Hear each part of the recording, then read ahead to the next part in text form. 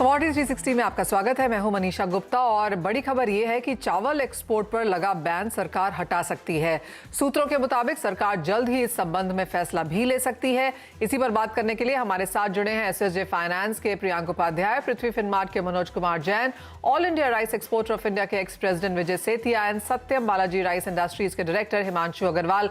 Rice पर ही हमारी यहाँ पर खबर एज ऑफ नाउ यहाँ पर चर्चा रहेगी और माना यह जा रहा है क्योंकि अब भारतीय बाजारों में स्थिति थोड़ी सी स्टेबल होती हुई नजर आई है। सरकार के पास एडिक्वेट स्टॉक्स भी हैं, भाव यहां पर थोड़े से स्टेबल होते हुए नजर आए हैं और सरकार जल्द इसके बारे में कुछ यहां पर फैसला शायद ले सकती है। माना तो यह भी जा रहा है कि गेहूं और चीनी को लेकर भी सरकार यहां पर बातचीत में है, लेकिन चावल पर फैसला यहां पर पहले और जल्द आ सकता है।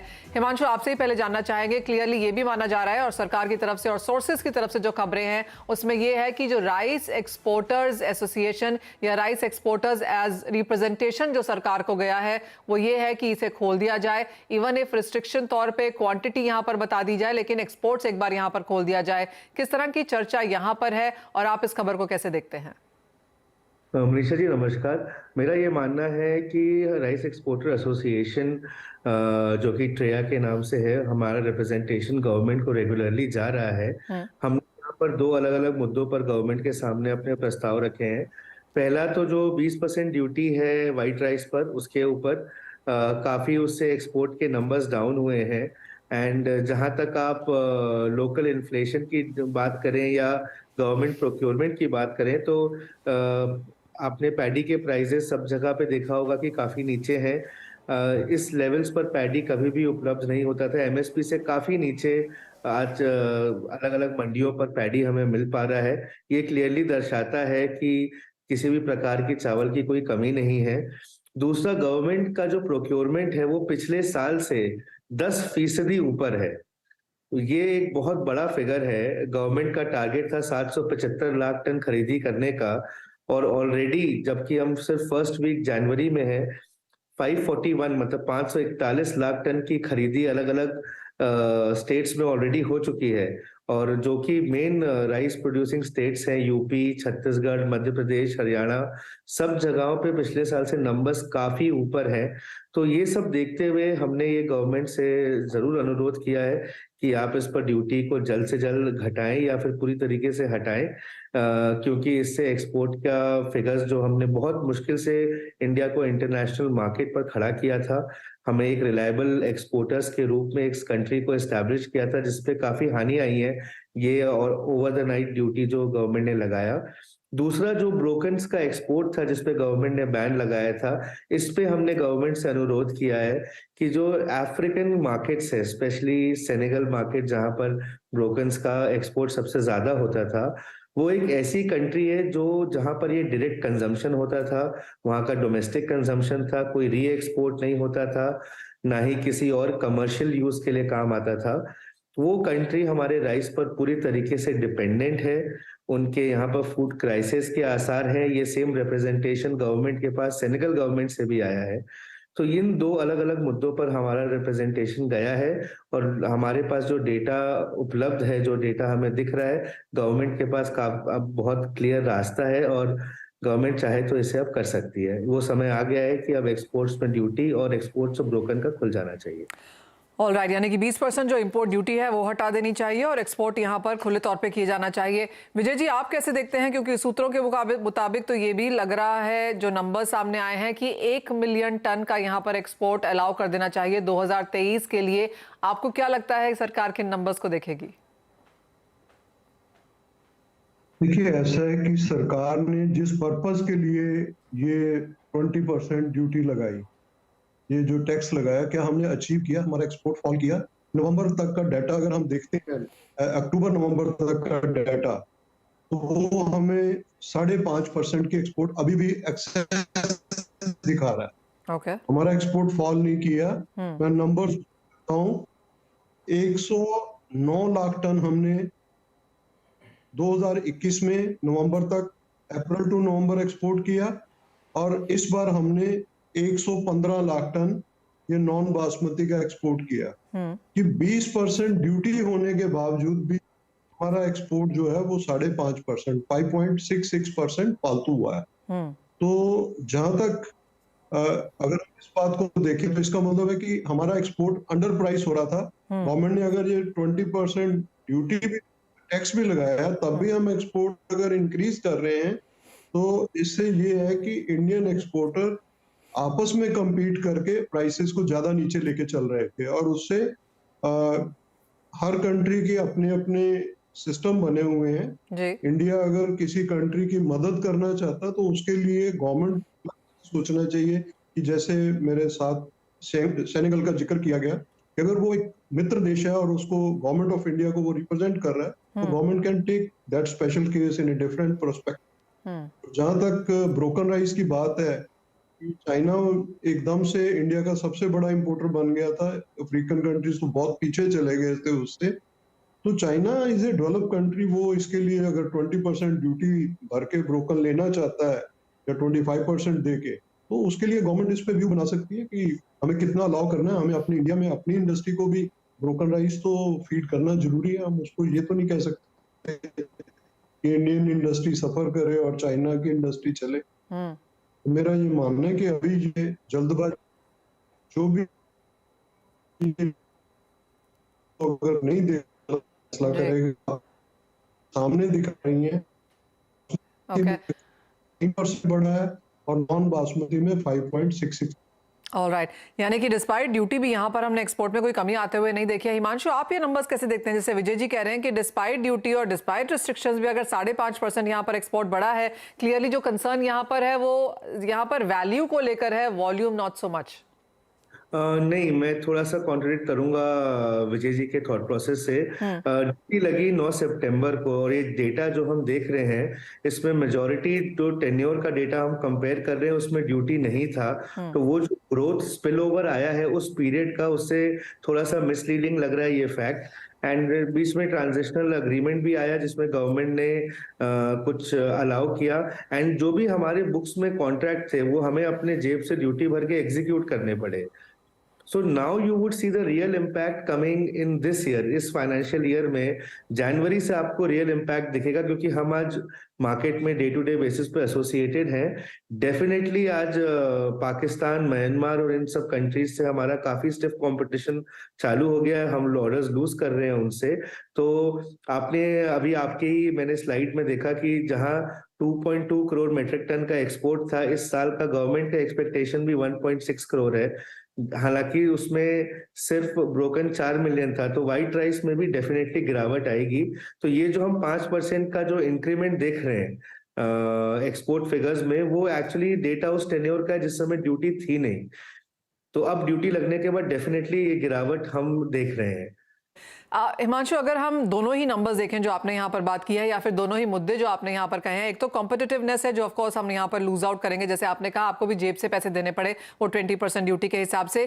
कितना कॉम्पिटिटिव है इंडिया इस ड्यूटी के बाद? और दूसरी चीज, कौन सी बाजार है, कौन से मार्केट्स हैं? आई मीन क्लियरली हम बहुत बड़े एक्सपोर्टर हैं, 150 कंट्रीज को हम यहाँ पर एक्सपोर्ट करते हैं, तो as of now with duty कौन सी कंट्रीज हैं जो अभी भी खरीद रही हैं?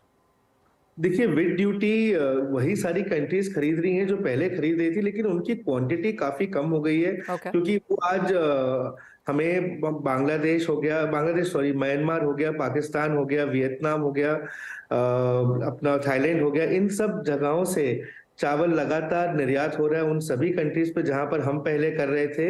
एंड यहाँ पर 20% ड्यूटी लगने से एक बहुत बड़ा गवर्नमेंट ने हमारे ऊपर कॉम्पिटिटिव एज जो था हमारा, जिससे हम 1.7 crore metric ton, 17 million ton non basmati का एक्सपोर्ट जो पिछले साल हम कर पाए थे, इस साल मुझे नहीं लगता हम पहुंच पाएंगे, क्योंकि इसके हमारे काफी दबाव आ गया, हमारी डिमांड पर काफी फर्क है। एंड उन्हीं कंट्रीज पे जहाँ पे जा रहा था, मेनली अफ्रीका ही जाता है ये कार्गो, तो अफ्रीकन कंट्रीज में हम इस चीज का प्रेशर देख रहे हैं कि आज जहां पर एक कंट्री हमसे 5 लाख टन माल ले रहा था, वो आज 2.5 से 3 लाख टन ही माल ले पा रहा है, क्योंकि 1.5 से 2 लाख टन उसको इंडियन प्राइसेस के आसपास म्यांमार या थाईलैंड या पाकिस्तान से मिल जा रहा है।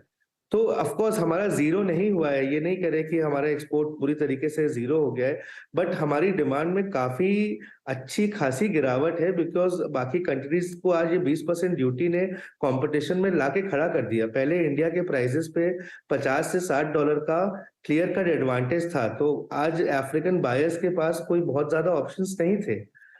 वो आते थे, इंडिया से माल लेते थे। That is why we were able to rule. 40% of global rice trade was controlled by India, which in next year if this remains, आप देखेंगे कि वो केस नहीं रहेगा। तो आज हम डेफिनेटली म्यांमार, पाकिस्तान और थाईलैंड जैसी कंट्रीज से कॉम्पिटिटिवनेस में पीछे हो गए हैं। विजय जी, एक फाइनल सवाल फिर, जिस तरह से अब बातें निकल के आने लगी हैं कंपनी या अदर सोसाइटी की तरफ से, इंडस्ट्री की तरफ से, यहाँ पर प्रेजेंटेशंस भी सरकार को गई हैं, प्रोक्योरमेंट ज़्यादा है, फसल बेहतर होने की उम्मीद भी यहाँ पर है और भाव ठहर चुके हैं, तो आपको लगता है कि एक बेस केस शायद यहाँ पर बनता हुआ नजर आ रहा है और सरकार तो कह ही रही है कि जल्दी यहाँ पर कोई फैसला हो सकता है?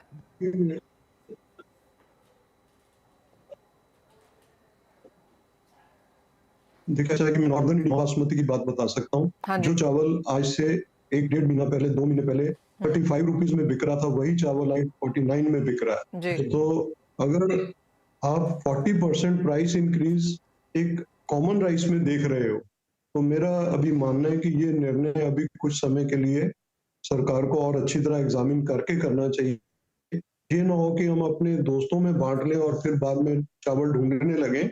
और मेरा ये भी मानना है कि जब वर्ल्ड मार्केट के ट्रेड के अंदर 50% इंडिया का एक्सपोर्ट शेयर है, तो ये म्यांमार और छोटे कंट्री जो पाकिस्तान है, जिनके पास अपने ही सरप्लस नहीं है, उनके यहाँ पे खुद ही इतनी महंगाई बढ़ चुकी है, वो इस अफ्रीकन मार्केट्स में इंडिया से कम्पिटिटिव रेट पे ज्यादा दिन टिक पाएंगे।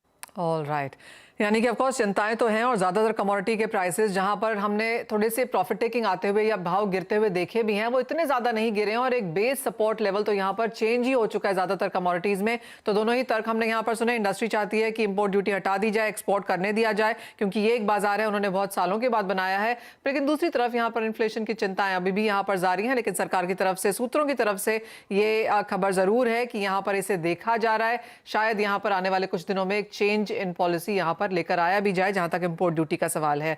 बहुत शुक्रिया विजय जी, हिमांशु साथ जुड़ने के लिए और उन तमाम मुद्दों पर बात भी करने के लिए।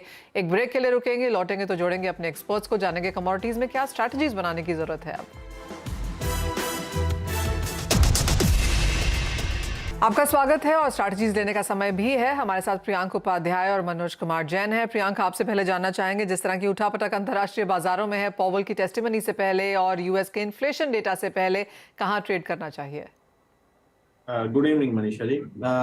जिस तरह का माहौल बना हुआ है, एक क्लियर कट ब्रेकआउट हमें दिख रहा है कि मेटल कॉम्प्लेक्स में हमने लास्ट वीक भी डिस्कस किया था कि कॉपर के प्राइसेस एक बार एक डिप लेके 710 से आसपास से हम 750 का मूव एक्सपेक्ट कर रहे थे और मोटा मोटी वो हुआ भी है। तो मेरा अभी भी मानना है कि copper is set for 770-780 on the higher side. तो यहाँ पे कॉपर में जो भी करेक्शंस आते हैं वो एक बाइंग अपॉर्चुनिटी के हिसाब से लेना चाहिए। अराउंड 740 के आसपास, अभी 720 के आसपास का स्टॉप लॉस रहेगा और 770-780 ये short to medium term targets रहेंगे।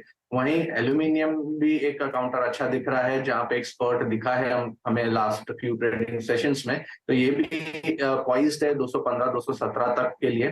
तो यहाँ पे भी जो भी करेक्शंस आती है 208-207 के आसपास बाई किया जा सकता है। 204 का एक स्टॉप लॉस रहेगा, 215 के शॉर्ट टर्म टारगेट्स रहेंगे। ऑलराइट, यानी कि तेजी यहाँ पर मेटल्स में बरकरार रह सकती है, आज की डिप्स खरीदारी के मौके हो सकते हैं। मनोज जी, आप कैसे देखते हैं एग्री स्पेस, क्योंकि यहाँ पर भी अच्छे खासे जगह बनाते हुए हमने देखा है अपने बुल्स को, कहाँ है ट्रेडिंग स्ट्रैटेजीज? बिल्कुल मनीषा जी, यहाँ पे वोलेटिलिटी काफी ज्यादा है, आज रुपये की मजबूती के चलते भी यहाँ पे उठा ज्यादा देखने को मिली है। लेकिन पिछले सप्ताह हमने ग्वार सीड और मेंथा ऑयल में जो एक रिकमेंडेशन सुझाई थी, आज वहाँ पे अच्छी बढ़त जो है पिछले 3-4 सेशन में देखने को मिली है। अभी भी नजर यहाँ पे ग्वार सीड फरवरी वायदा पर ही रहेगी। अभी यहाँ पे 6400 के आसपास कॉन्ट्रैक्ट जो है फरवरी का ट्रेड हो रहा है। डिप्स में 6320 से 6300 के दायरे में बाइंग की सलाह रहेगी। 6180 का स्टॉप लॉस रखें, ऊपर में 6520 तक के लक्ष्य रख सकते हैं। वहीं मेंथा ऑयल जनवरी कॉन्ट्रैक्ट में यहाँ भी बाइंग की रिकमेंडेशन रहेगी 1060 के स्तर पर। 1044 का स्टॉप लॉस लगाएं, लक्ष्य ऊपर में 1088 का रखें। ऑलराइट, यानी कि खरीदारी की राय यहाँ पर एग्री स्पेस में भी है। और मनोज जी, क्योंकि आपने यहाँ पर रुपए की बात करी, कहाँ लगता है रुपया जाता हुआ, क्योंकि आज तो 1 महीने के हाईज हैं। बिल्कुल, यहाँ पे जिस तरह से डॉलर इंडेक्स में पिछले 2-3 सेशन में गिरावट देखने को मिली है, साफ तौर पर रुपये में मजबूती यहाँ लौटती हुई नजर आई है। हमारा मानना है कि 8150 तक जो है यहाँ पे जो मजबूती है रुपये की वो एक्सटेंड हो सकती है। तो कहीं भी अगर यूएसडी आईएनआर फ्यूचर में उछाल आता है 82-8220 के रेंजेस में, तो फिर से एक बार यहाँ पे सेलिंग की जो है अपॉर्चुनिटी रहेगी 8250 के स्टॉप लॉस से। हमारा मानना है कि यूएसडी आईएनआर जो जनवरी फ्यूचर्स कॉन्ट्रैक्ट है वो 81.50 के जो स्तर है यहाँ पे टेस्ट करता हुआ नजर आएगा। यानी कि 25 पैसे की अप्रिसिएशन यहाँ पर और बाकी है। लेकिन एक ध्यान यहाँ पर कच्चे तेल पर देना होगा, जहां पर कल बहुत तेजी थी, आज फिर मुनाफा वसूली। लेकिन प्रियांक, यहाँ पर क्या क्यूज रह सकते हैं?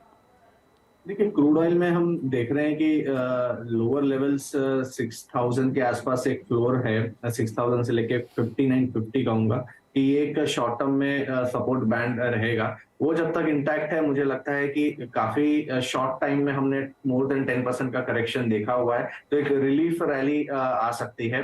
तो रिलीफ रैली में मैं मानता हूं कि एक बार 6300 से 6450 ये लेवल से रहेंगे on the higher side. Okay, यानी कि खरीदारी चौतरफा यहाँ पर की जा सकती है, रुपए में भी अप्रिसिएशन की दौर है, यही हमारी एक्सपर्ट्स की राय भी है। लेकिन बहुत शुक्रिया प्रियांक, मनोज जी साथ जुड़ने के लिए। मुझे भी दीजिए एक इजाजत, एक ब्रेक के बाद लेकर आएंगे आवाज समाचार।